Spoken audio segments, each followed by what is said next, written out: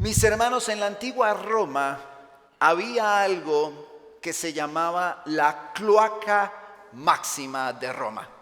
¿Cómo la cloaca máxima de Roma? Existía una de las obras de ingeniería más admiradas del mundo antiguo. Roma había logrado construir una supercloaca. Era una labor de ingeniería reconocida por muchos. Fue construida en el siglo VI a.C. durante el reinado de Tarquinio Prisco. Creo que ahorita podremos ver una imagen que muestre o que nos ilustre esta cloaca. Con el propósito fue construida de drenar los pantanos del valle donde luego se levantaría el foro romano. Con el tiempo se convirtió en un gigantesco sistema de alcantarillado que atravesaba toda la ciudad y desembocaba en el río Tíber. Historiadores como Tito Livio, Estrabón y Plinio el Viejo describen la cloaca máxima como una de las grandes maravillas de Roma. Era tan sólida que por sus túneles podían pasar carros cargados de mercancía. Los romanos se sentían orgullosos de ella como un símbolo de progreso, orden y civilización. A pesar de que los romanos se sentían sumamente orgullosos de su cloaca, como una labor de ingeniería avanzada para su tiempo, algunos en ese mismo tiempo levantaron una crítica, porque habían pantanos con todo el excremento en medio de la ciudad. Era una peste. Sin embargo, los emperadores se gloriaban de eso. Entonces, yo me encuentro a través de la historia con un absurdo. ¿Cuál es el absurdo en esta historia? Tratemos nosotros de imaginar una ciudad que se jacta de tener una cloaca abierta en medio de la plaza principal. Tratemos de visualizar eso.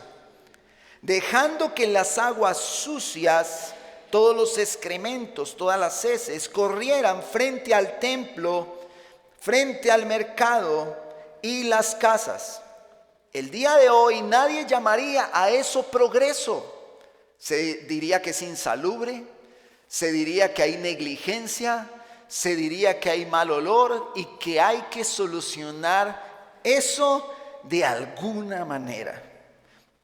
Sabemos que en nuestro contexto esos problemas no existen tal cuales, pero hipotéticamente supongamos que tenemos un problema con nuestro drenaje y con todas las aguas negras en nuestra congregación, y al pastor, en una labor audaz de ingeniería, se le ocurre hacer un drenaje en medio de aquí del edificio, con las tapas abiertas y los sifones ahí, los tubos que tiran la peste. Y el pastor diciendo: qué buena labor estamos haciendo con todas nuestras aguas negras. Qué tremendo trabajo de ingeniería, pero la iglesia está diciendo que es este olor, o sea, esto es insalubre, esto es negligente. Cae el ministerio y dice: esto está mal hecho, tienen que corregirlo. Pero los romanos estaban jactando. Yo decía, entonces yo me preguntaba cuando estaba leyendo esta historia, y yo decía, bueno, pero la ingeniería para ese tiempo no estaba tan avanzada, lo cual justifica que ellos se gloriaran de su trabajo. Entonces yo decía, bueno, probablemente no existían críticas para con ellos en ese tiempo. Sin embargo, hubo voces en ese tiempo críticas que veían la obsesión romana por la infraestructura y los lujos como una señal de decadencia moral, al punto que estos hombres que se jactaban de su labor de ingeniería no les importaba la peste ni lo insalubre, solo por el hecho de que habían logrado algo en infraestructura. La iglesia de Corinto se jactaba de su madurez espiritual, pero la iglesia de Corinto tenía una cloaca abierta en medio de ellos. En medio de la congregación a vista y paciencia de todos, mientras estaban jactando de ser tan maduros, tenían una cloaca abierta. ¿Cómo una cloaca, pastor? Podríamos decir que la iglesia de Corinto se había adaptado a la peste, se había adaptado a lo insalubre. Una iglesia, mis hermanos, puede tener una comunidad hermosa, puede tener dones, pueden amarse mucho, puede tener una buena predicación, puede tener una buena alabanza, pero si pasa por alto el pecado deliberado, podríamos decir que esa iglesia, por más bonita que parezca, se ha convertido en una cloaca espiritual. La iglesia de Corinto se estaba caracterizando por jactarse de su tremenda madurez, pero estaban pasando por alto un pecado deliberado y escandaloso. Y eso es lo que Pablo comienza a abordar como parte de todas las problemáticas que abordaba. Es necesario que en este punto recordemos la ubicación de Corinto. Corinto era una ciudad que se encontraba entre puertos y que era ampliamente comercial. A esta iglesia se le envía un documento ocasional escrito por el apóstol Pablo, una epístola, una carta. La carta se escribe para atender una serie de problemas que la iglesia estaba enfrentando. En un tipo de literatura de discurso y con un lenguaje normativo, Pablo nos comunica a todos cómo se deben manejar estos problemas en la iglesia de Cristo. ¿Cómo se deben manejar estos problemas en medio del pueblo de Dios? Corinto era un centro comercial estratégico. Venían personas de diferentes naciones. Y Corinto buscaba, debido a esto, proporcionar una cantidad enorme de placeres a todos los visitantes internacionales y a aquellos que se establecían allí. Corinto fue una de las ciudades más grandes del mundo romano y una de las más corruptas. Ubicada entre los dos puertos de Leseo y Cencrea, se caracterizaba por ser una ciudad licenciosa e inmoral, al punto que toda la comunidad griega le acuñó el término Corintiacetai. Eso lo vimos en el primer sermón de Corintios, donde todos los griegos, cuando querían ser licenciosos, inmorales y vivir como ellos querían, vamos a corintizar.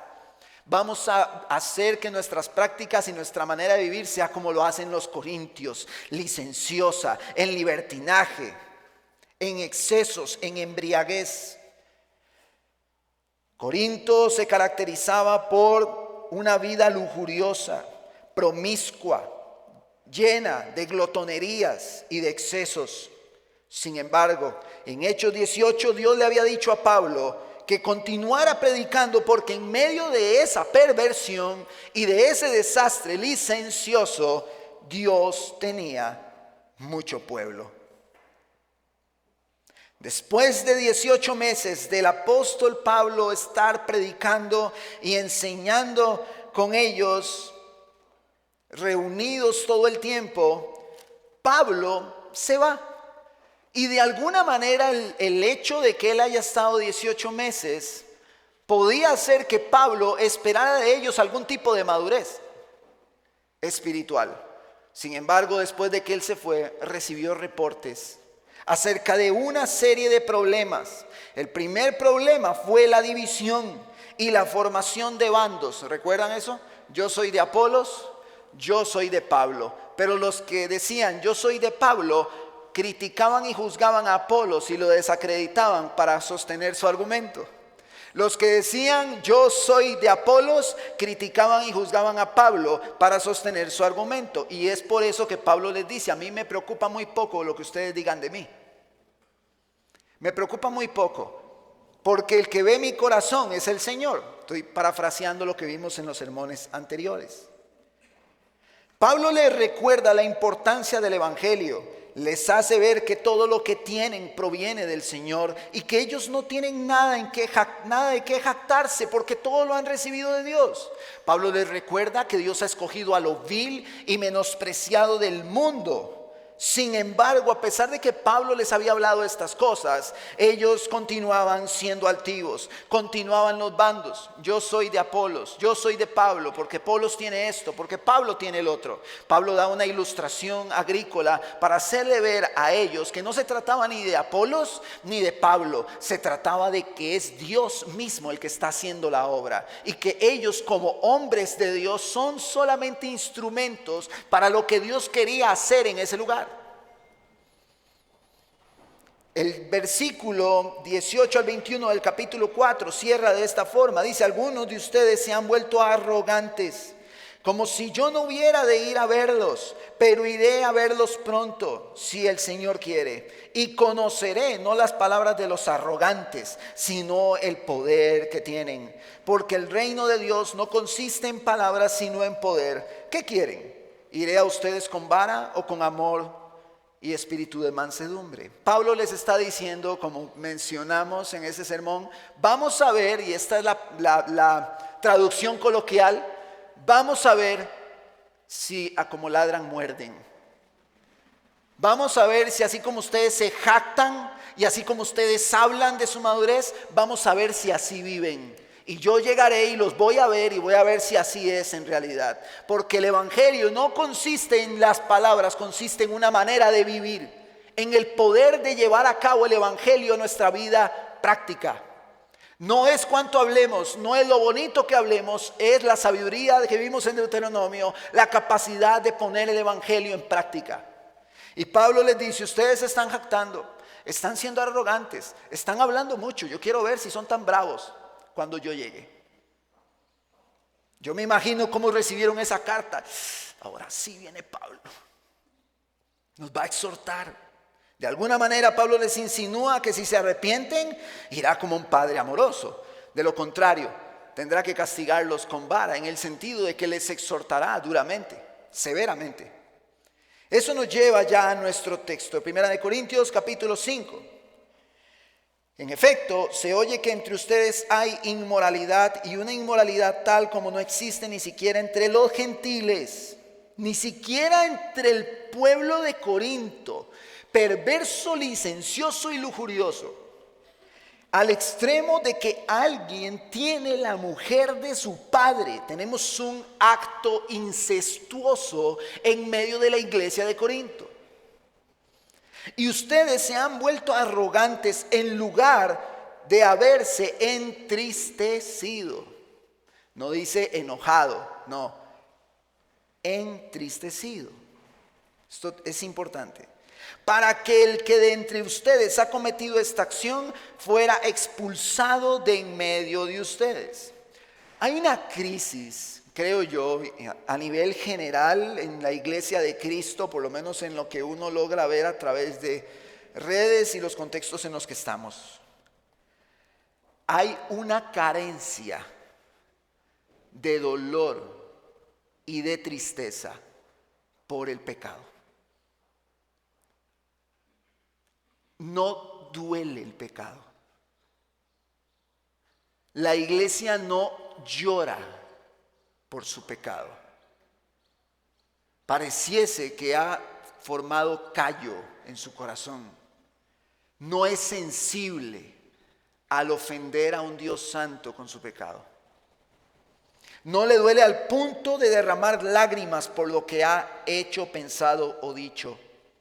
Eso nos lleva a nuestro primer encabezado. La arrogancia es el muro que no permite que el hombre avance al arrepentimiento. La arrogancia es esa soberbia que me hace creer que yo estoy bien cuando no lo estoy. Que me hace creer que yo tengo la razón cuando no la tengo. Que me hace creer que yo estoy haciendo todo bien cuando no lo estoy haciendo. Esa es la arrogancia. La arrogancia es la contracara de la humillación. La arrogancia no nos permite reconocer con humildad nuestra falta y que nos duela. La arrogancia me hace creer que yo estoy bien a pesar de las múltiples evidencias de mi pecado. Hace unos meses mi papá tuvo un accidente en la moto.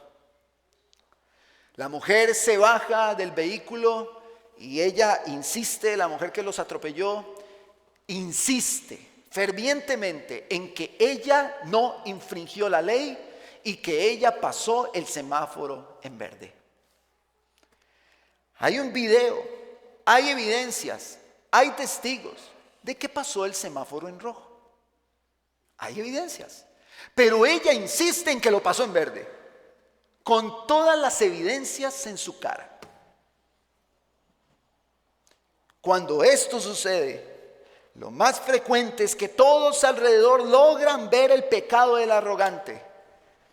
Todos dicen, es que estás pecando con esto. Aunque él mismo en su arrogancia, hombre o mujer, niegan haberlo hecho.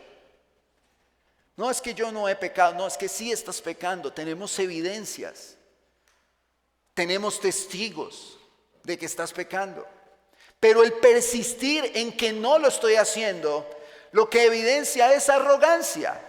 No quiero reconocer mi pecado y muchísimo menos que me duela, muchísimo menos llorar por él, muchísimo menos humillarme para decirle a los que están a mi alrededor presentándome la evidencia, sí, hermanos, yo estoy pecando y estoy ofendiendo a un Dios santo por esto y me arrepiento con mi corazón y lloro delante de él por el dolor que me produce mi pecado. Hermanos, eso parece una utopía.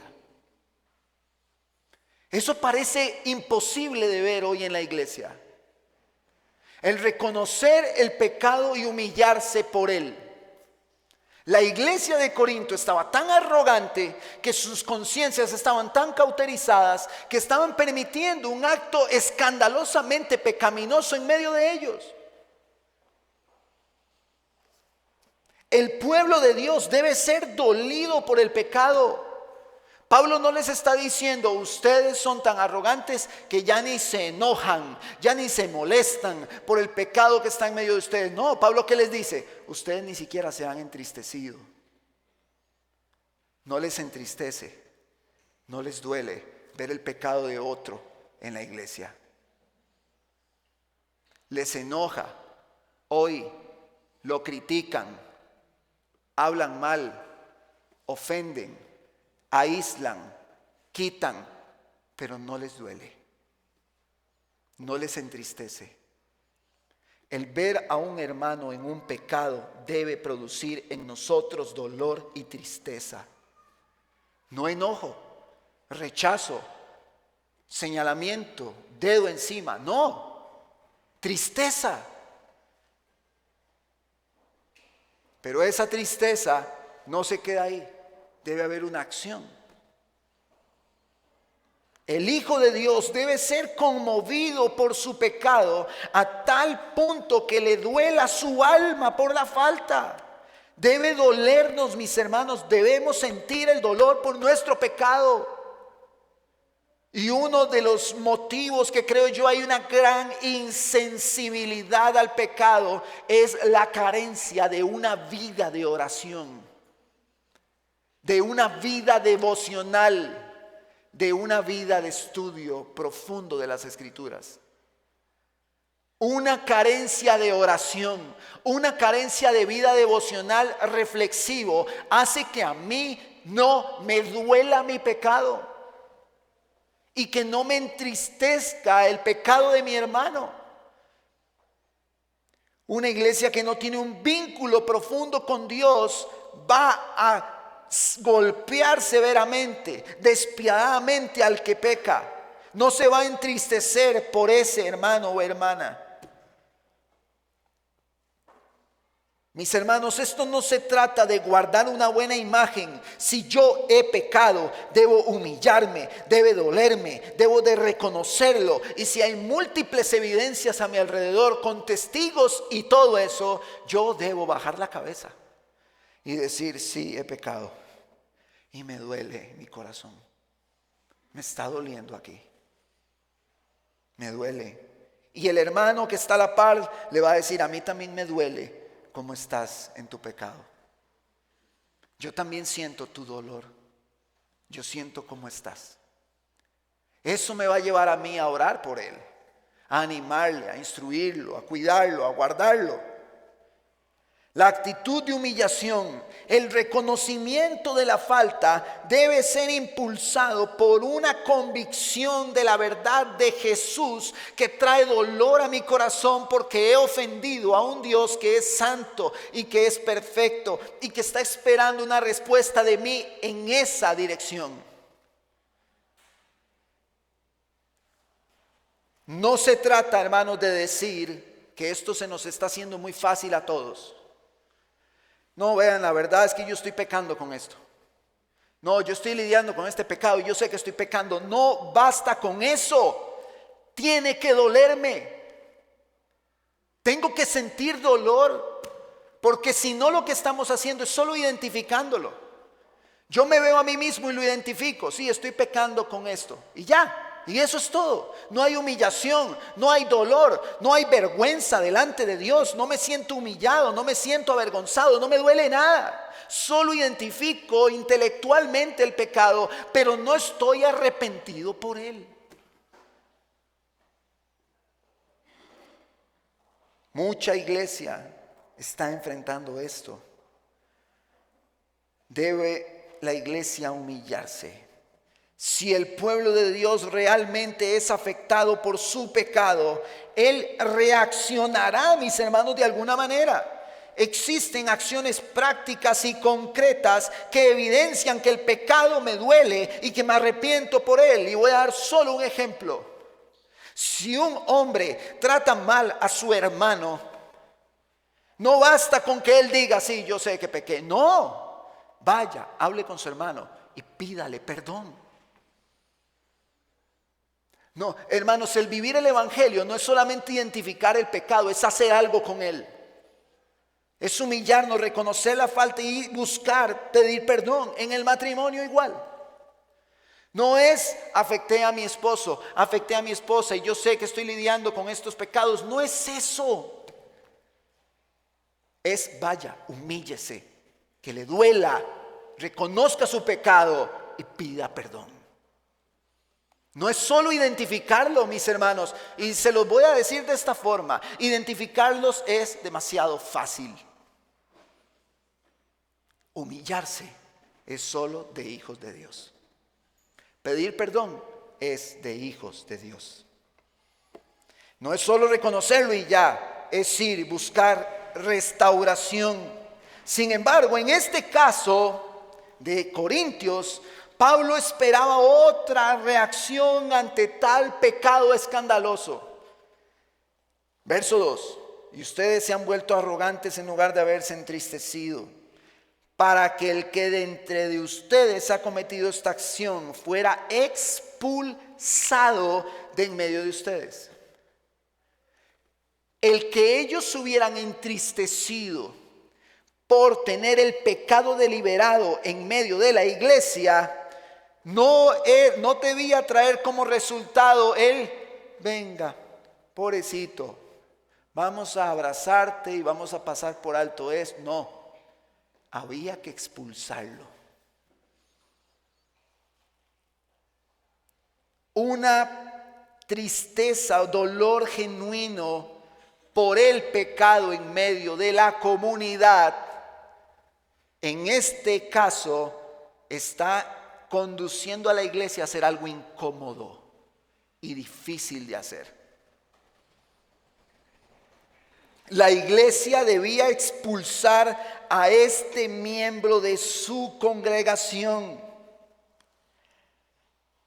Algo que es importante de marcar es que esto no es romántico. El punto de vista romántico dice, este pecado de este hermano me está doliendo, me duele muchísimo, vamos a hacer algo lindo para que él se sienta bien. No, eso es hacerlo romántico. Hacerlo bíblico era pasarlo al frente y expulsarlo. una disciplina. Ahorita voy a ilustrar esto de otras maneras para tratar de ver todas las caras del diamante. Algo que debemos de marcar es que el pecado de este hombre era escandaloso hasta para los pervertidos de la sociedad. Era escandaloso hasta para los gentiles, porque Pablo dice, esto no es ni siquiera común entre los gentiles. ¿Cómo va a ser entre ustedes? Esto no es común ni entre ellos, en medio de una ciudad licenciosa, corrupta e inmoral. Esto era un escándalo. Pero hay un principio de fondo en Deuteronomio 27:20, y yo se lo leo. Maldito el que se acueste con la mujer de su padre, porque ha descubierto lo que es de su padre, y todo el pueblo dirá, amén.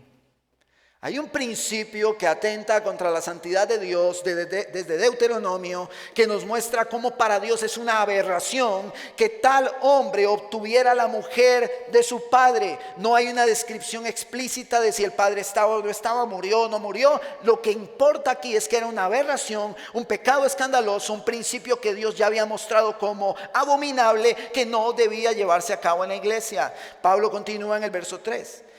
Pues yo, por mi parte, aunque ausente en cuerpo, pero presente en espíritu, como si estuviera presente, ya he juzgado al que cometió tal acción, ya lo he señalado, lo he condenado, eso no está bien. En el nombre de nuestro Señor Jesús, cuando estén, ¿cómo? Reunidos.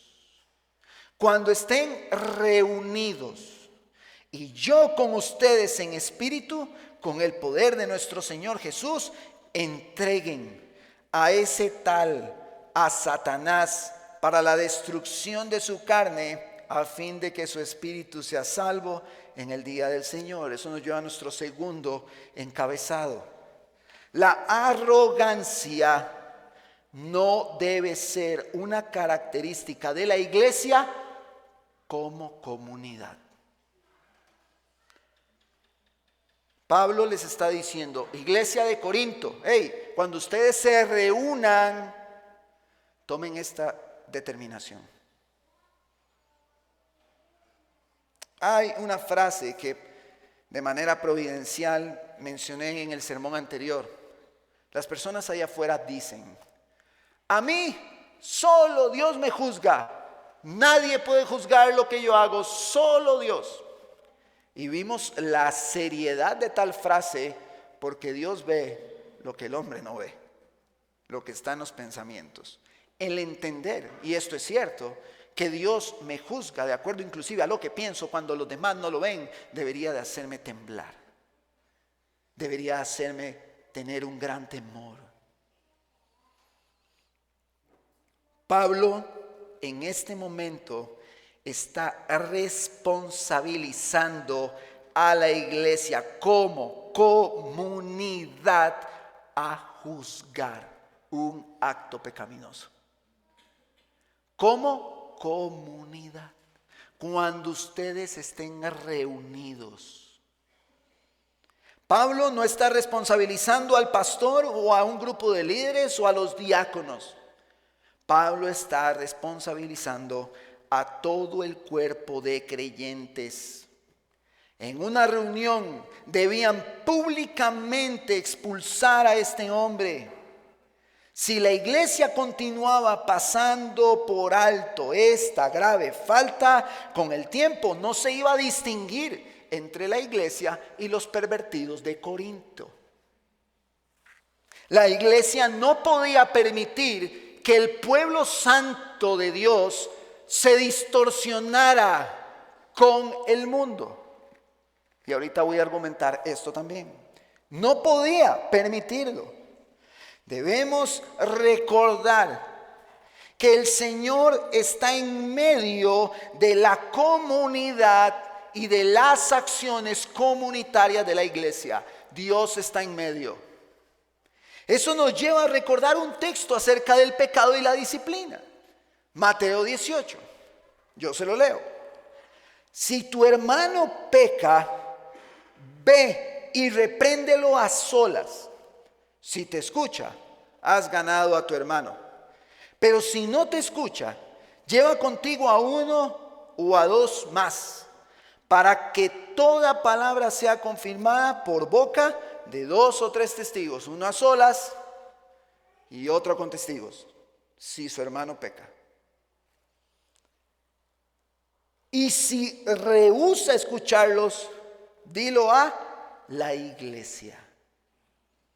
Y si también rehúsa escuchar a la iglesia, sea para ti como el gentil y el recaudador de impuestos.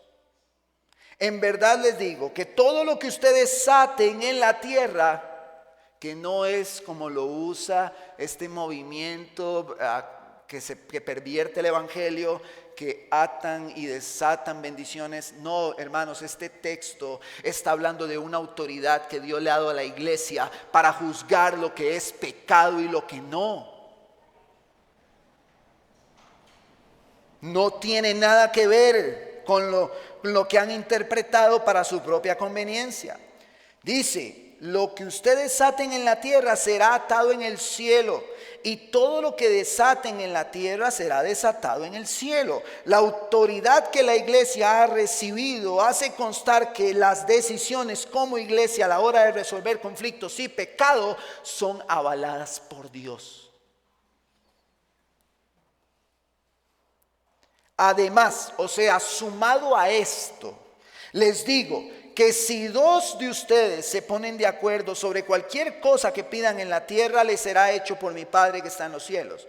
Porque donde están 2 o 3 reunidos, mi nombre, allí yo estoy en medio de ellos.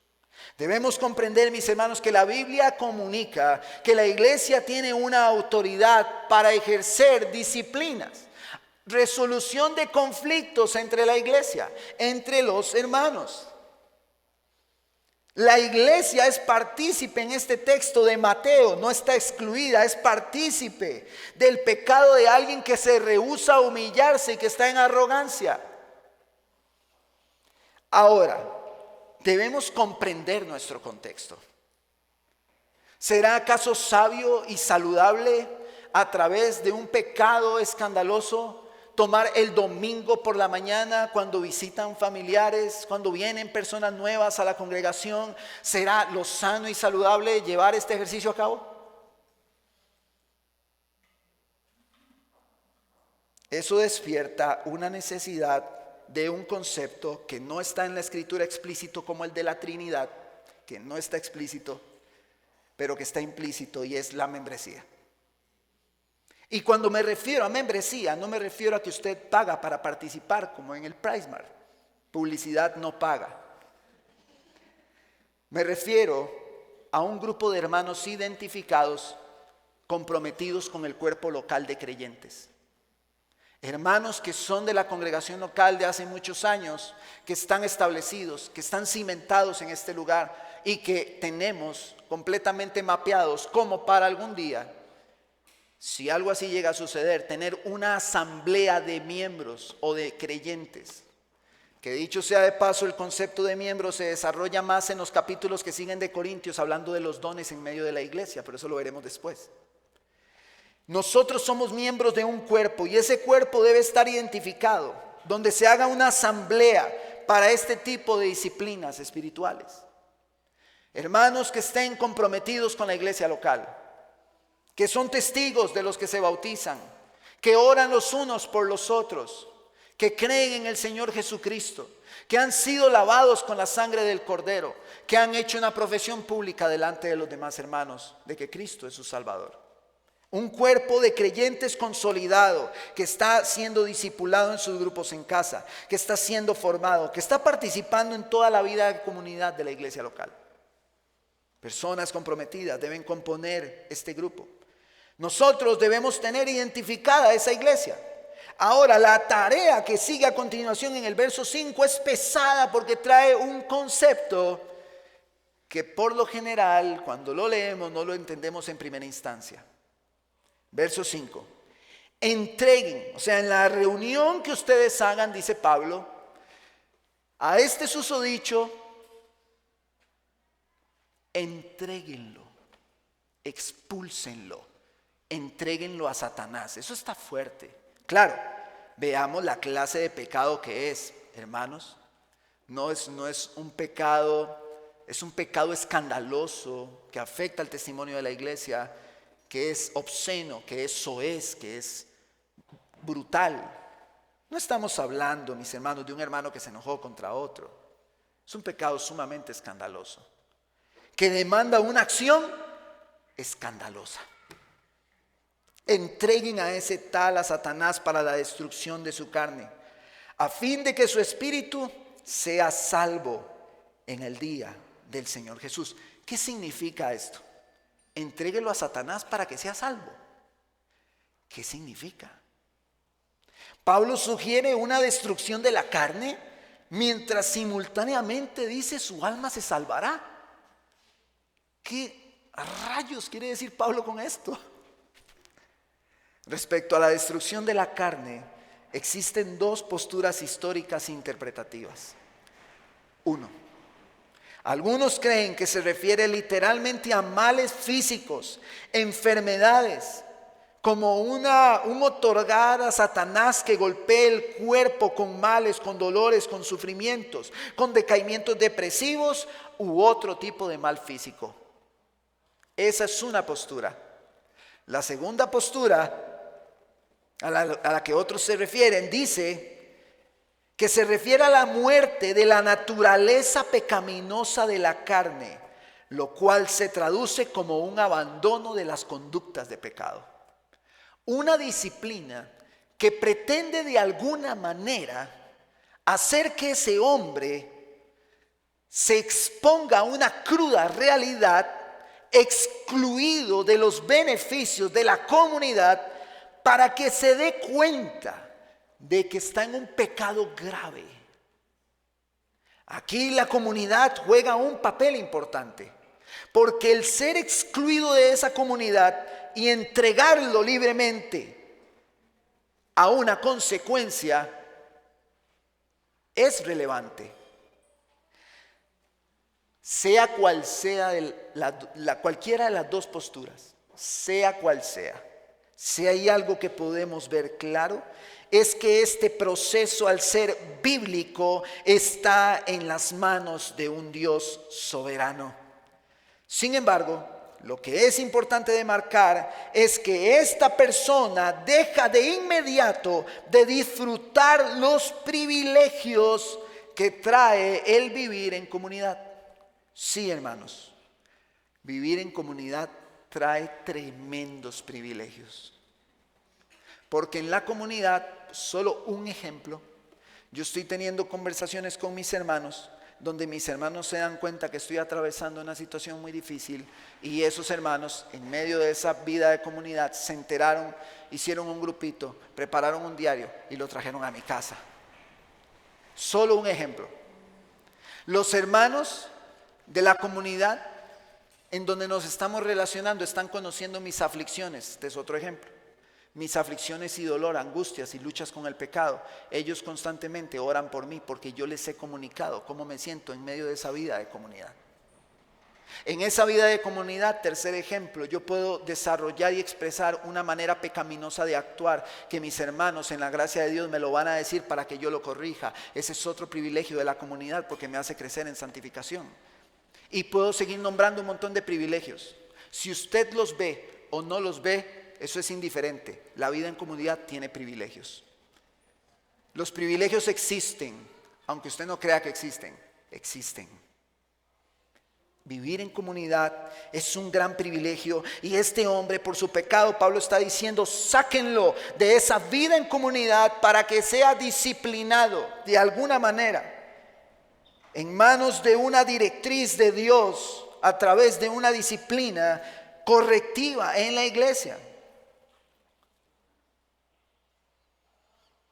Ahora, algo que hay que demarcar importante es: lo que llega a parecer cruel o despiadado llega a ser un beneficio para el que es expulsado. Esto es igual que la disciplina con los hijos. Venga, para darle sus nalgaditas, y el chiquito llora y se va, y entonces la abuelita dice, ¿por qué le pegó al niño? ¡Qué crueldad! ¿Qué es eso tan cruel? Pero el padre sabe que le está haciendo un bien a su hijo. Le va a doler, se ve cruel, se ve feo, el niño llora, pero hay restauración y hay corrección. Esta es una decisión escandalosa en medio de la iglesia, fuerte, fea, que parece cruel, que parece despiadada, pero tiene como fin la restauración. No tiene otro fin. El fin es restaurar.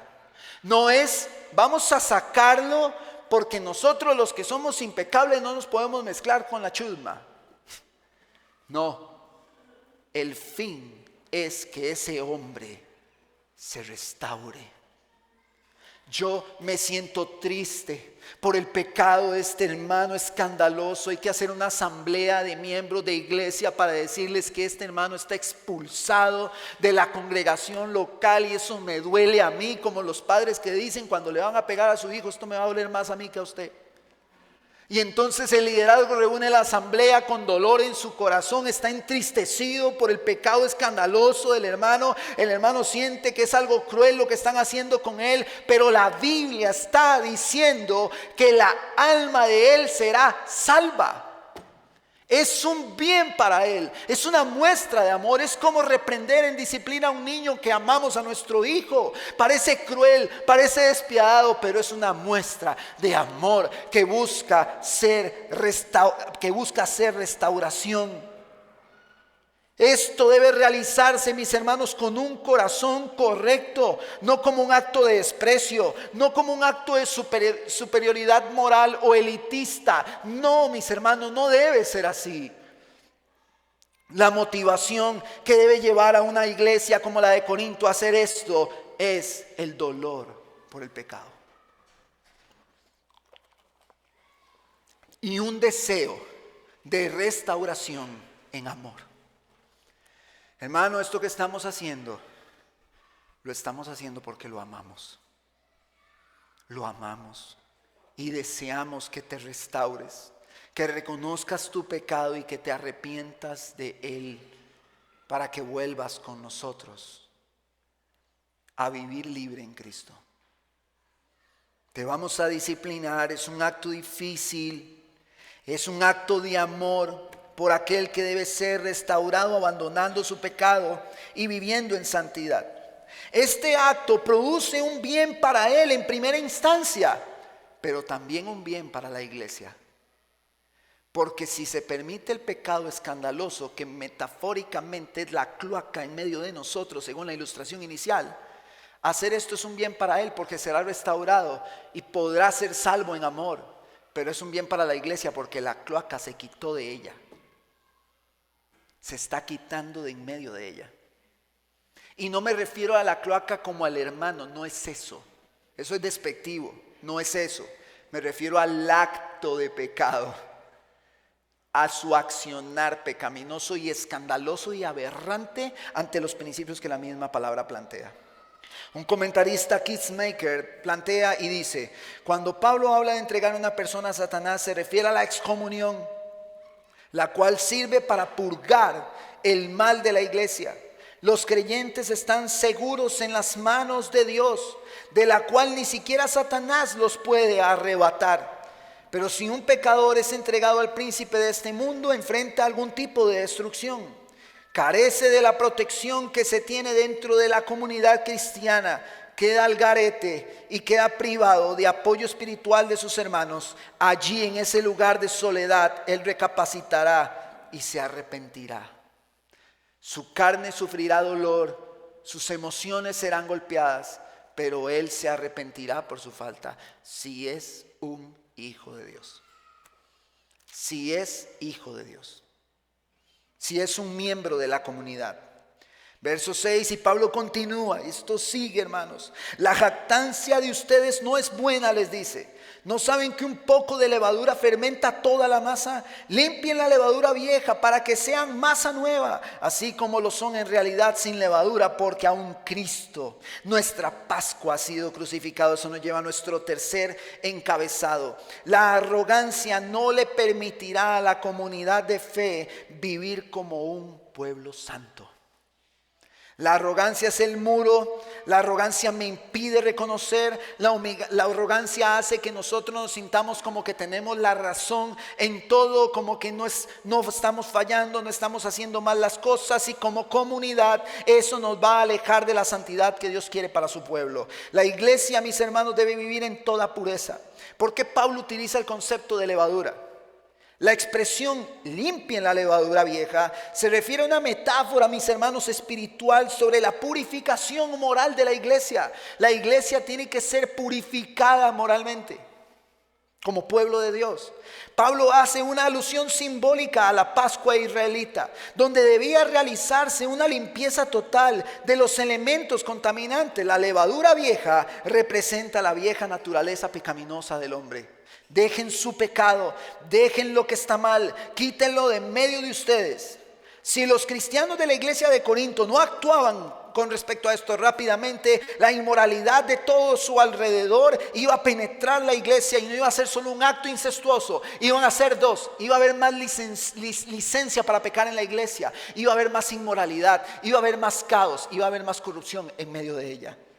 Porque poco a poco es como meter un tomate que está malo en una bolsa de tomates buenos. De pronto la corrupción de ese tomate comienza a afectar a los demás. Se le añadía en aquel tiempo ellos debían actuar rápido. Pablo habla de levadura, y esto es importantísimo, que en su tiempo era masa sobrante de la última vez que se hizo el pan. Se le añadía agua a un pedazo de esta masa y se mezclaba con harina para empezar el proceso de fermentación. Pero si la levadura se infectaba con una bacteria dañina, le haría mal a quienes lo comieran. En tal caso, había que romper el ciclo quitando la levadura. Pablo le está diciendo a la iglesia: ustedes deben de purificarse como comunidad. Deben de quitar este tipo de pecados escandalosos de en medio de ustedes, así como deben abordar a través de figuras como la de Mateo 18 los demás pecados en medio de la iglesia. Debemos depurar al pueblo de Dios animándolo a no vivir en pecado, porque somos un pueblo santo. Cristo, quien es mencionado en este verso, es nuestro Cordero Pascual. Y aquí hay un énfasis en la figura de Jesús. En la Pascua judía se sacrificaba un cordero. Según Éxodo capítulo 12, Dios ordenó a cada familia de Israel sacrificar un cordero sin defecto, untar su sangre en los postes de la puerta y comerlo esa noche. La sangre era señal para que el ángel destructor pasara de largo, y de ahí viene el concepto de Pascua. El cordero tenía que ser sin defecto, sacrificado al atardecer y comido esa misma noche. Mis hermanos, Cristo, el Cordero perfecto, santo y puro, el Cordero pascual que nos ha rescatado de nuestra vana manera de vivir, ha limpiado con su sangre. No está en el marco de la puerta, no, está en nuestros corazones, y su sangre ha limpiado todos nuestros pecados. Cristo es la máxima figura de purificación en medio de nosotros, y todos nosotros debemos apuntar hacia Cristo, siendo nosotros santos como Él. Debemos de velar porque ese Cordero Pascual sea honrado en medio de nosotros, y Él, siendo santo, nos está llamando a todos nosotros como individuos y como comunidad a ser santos. Como hijos obedientes, dice Primera de Pedro capítulo 1 verso 14, como hijos obedientes, no se conformen a los deseos que antes tenían en su ignorancia, sino como aquel que los llamó es santo, así también sean ustedes santos en toda su manera de vivir, porque escrito está: sean santos porque yo soy santo. Las personas comprenden el término santo como moralmente perfecto, pero ese no es el significado primario de ese concepto. Es el significado, sí, pero secundario. El primario es separados, apartados para algo especial. Todos nosotros somos santos porque hemos sido apartados para Dios. Como comunidad, todos nosotros hemos sido apartados para que seamos una comunidad santa, la cual está lidiando con el pecado a través de las figuras antes mencionadas. No debe haber una tolerancia al pecado, porque no debemos ser una iglesia como la de Corinto. ¿Cómo? Una iglesia que tolera lo que Dios confronta. La iglesia debe confrontar lo que Dios confronta. Por tanto, dice Pablo en el verso 8, celebremos la fiesta, vivamos nuestra vida cristiana de alguna manera, no con levadura vieja, ni con levadura de malicia y maldad, sino con panes sin levadura y de sinceridad. En mi carta les escribí que no anduvieran en compañía de personas inmorales. Este andar, este vivir, es la manera en la que nosotros celebramos esta Pascua, entendiendo que no somos libres de la esclavitud física de Egipto, como se celebraba en la Pascua, sino que somos libres de la esclavitud del pecado en Cristo Jesús. Si ustedes han sido libres, anden como yo les dije, no se junten con personas inmorales. Verso 10. Pero Pablo aclara por aquello de que hagan exclusión del que no tiene a Cristo. No me refería a la gente inmoral de este mundo. No les estoy diciendo que no anden con ellos, o que no hablen con ellos, o que no se junten con ellos. No estoy hablando de la gente inmoral de este mundo, o los codiciosos y estafadores, o los idólatras. Porque tendrían ustedes que salir del mundo. Van a toparse a todo este montón de personas corruptas en medio de ustedes. No es eso lo que Pablo dice, sino que en efecto les escribí que no anduvieran en compañía de ninguno que, llamándose hermano, fuera inmoral, fuera avaro, idólatra, difamador, borracho, estafador. Con esa persona no coman. Vamos a ver, la iglesia tiene tareas como comunidad que son incómodas, que son difíciles, que son chocantes y a veces hasta pueden parecer crueles.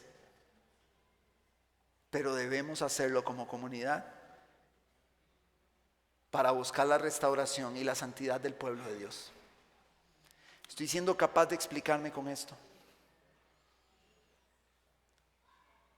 Son cosas incómodas y feas, pero hay que hacerlo.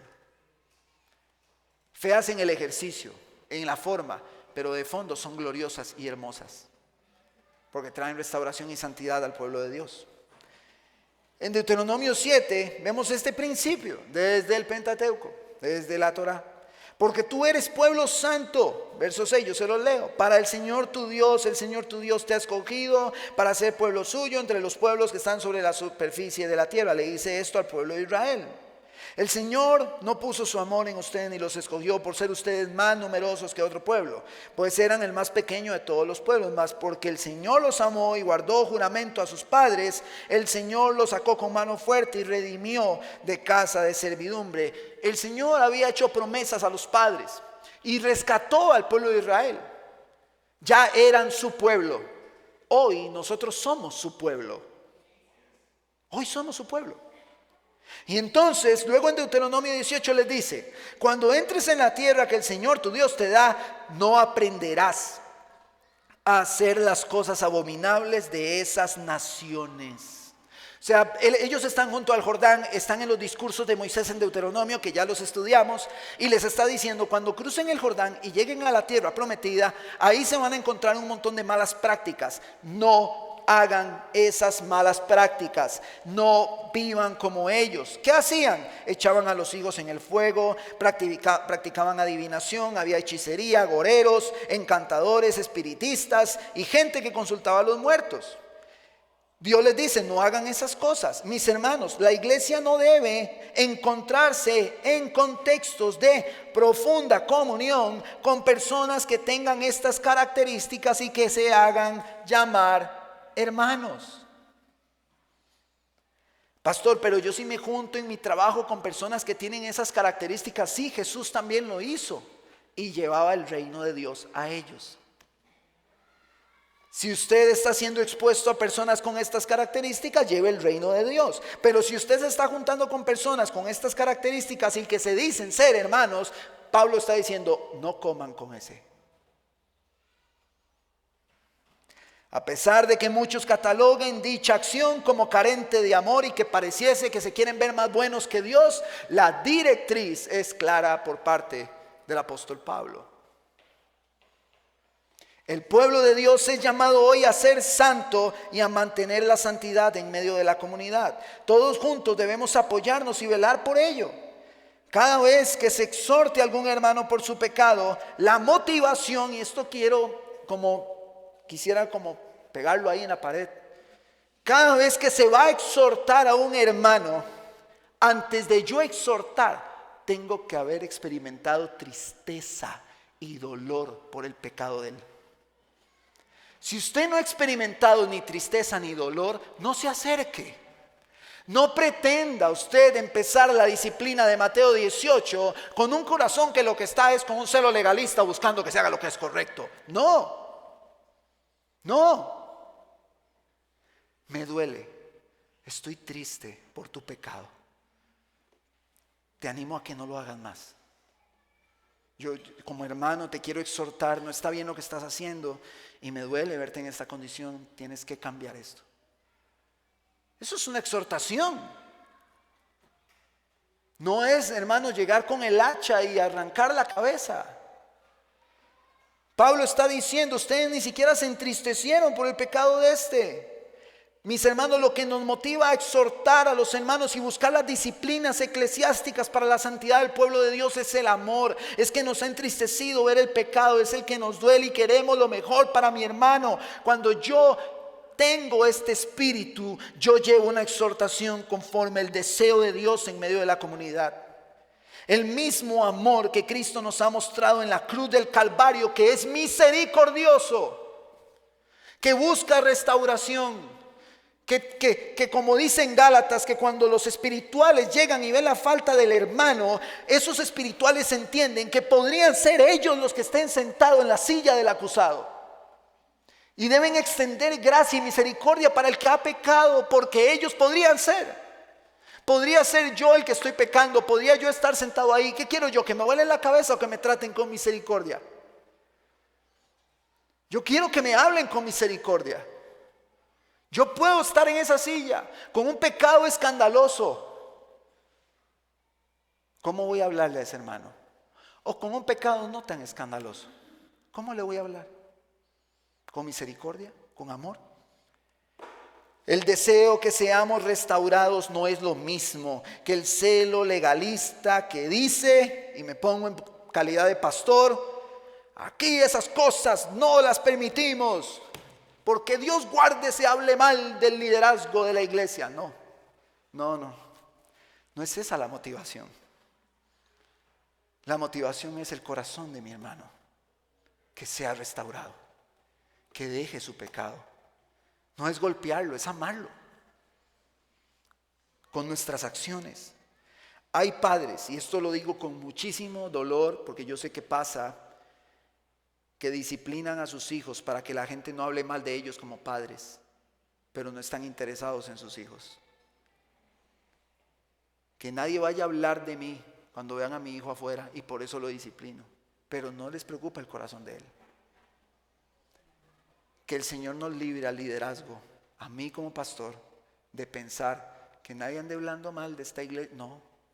No es esa nuestra motivación. No predicamos aquí cada domingo motivados por eso. Predicamos para que la iglesia crezca a la imagen de Cristo y sea restaurada y deje su pecado. Que pueda correr a Jesús y vivir para su gloria. Igual usted en su hogar, igual en esta comunidad. No vele usted por ir a corregir a los demás para que hablen bien de usted. No. Para que vean que usted sabe. Para que vean que usted tiene un discernimiento poderoso, ¿no? No, hermano. No, hermana, ame a su hermano. Que le duela ver el pecado de su hermano. Hay una gran diferencia en esto. La iglesia es columna y sostén de la verdad, no solo por lo que predica, sino por la forma en cómo vive. Y la vida en comunidad se lleva sin arrogancia, sin altivez. No podemos ser como los corintios. Debemos tomar las tareas difíciles de disciplina, que son amorosas. Debemos tomarlas, aunque nos cueste. Aunque a veces queremos ser más buenos que Dios. Hay que hacer lo que la Biblia dice. ante escenarios escandalosos como este. El principio de no coman con ellos está relacionado a la dinámica de la comunidad de fe, de la cual el expulsado ya no es parte. Kingsmaker señala ante esto: la iglesia de Jesucristo se caracteriza por la santidad y tiene el deber de expulsar al pecador desvergonzado y grosero por medio de la excomunión. A la vez, si la expulsión viene acompañada de arrepentimiento de la iglesia, el cuerpo de Cristo va siendo purificado. Verso 12, y vamos cerrando. Pues, dice Pablo, ¿por qué he de juzgar yo a los de afuera? ¿No juzgan ustedes a los que están dentro de la iglesia? Dios dice, juzga a los que están afuera. Ustedes expulsen a ese malvado de en medio de ustedes. La iglesia, mis hermanos, es el pueblo de Dios, comprada con la sangre de Cristo. Honremos al Dios que nos ha rescatado y veamos el evangelio en todas estas cosas. Velemos por la santidad del pueblo. Vivamos en comunidad, llevando las disciplinas a cabo con un corazón correcto. No hagamos de la iglesia algo de qué avergonzarse, como la cloaca de Roma. Cristo, mis hermanos, nos rescató, murió en la cruz y derramó toda su sangre para comprarlo a usted, para comprarme a mí con ella. Honremos lo que Cristo hizo viéndolo a Él. Seamos santos como Él es santo, no solo como individuos, sino como comunidad. Hoy nosotros podemos decir que así como los corintios, somos llamados a velar como comunidad por la santidad del pueblo a través de la restauración. Como iglesia hoy somos llamados a dejar la arrogancia y reconocer el pecado, corregirlo en la iglesia, buscando el bien del cuerpo, de la comunidad y la gloria de Dios.